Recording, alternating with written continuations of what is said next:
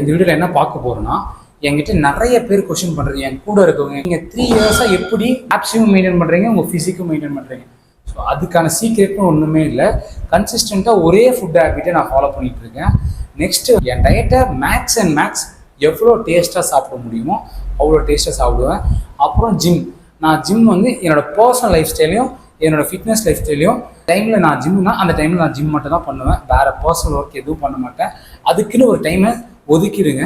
அது உங்களுக்கு வந்து ரெகுலராக இந்த டைமில் ஃபிட்னஸ் பண்ணணும் அப்படின்னு உங்கள் மைண்டில் ஃபிக்ஸ் ஆகிடும். என் லைஃப் ஸ்டைல் இப்படி இருக்குது, கான்ஸ்டன்டாக நான் இப்படி தான் போகிறேன். ஃபுட் ஹேபிட்டும் அதுக்கேற்ற மாதிரி ஃபிக்ஸ் பண்ணிடுங்க. கண்டிப்பாக ரிசல்ட்ஸ் நல்லாயிருக்கும்.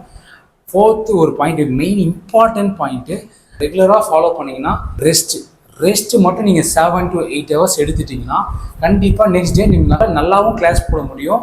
உங்கள் மசில் க்ரோத்தும் நல்லாயிருக்கும். நீங்கள் ரெகுலராக rest, food plus work outs இது கம்பல்சரி நல்லா பண்ணிட்டு வந்தீங்கன்னா கண்டிப்பாக ஜிம்மில் ஒரு யூனிக்காக இருக்கும்.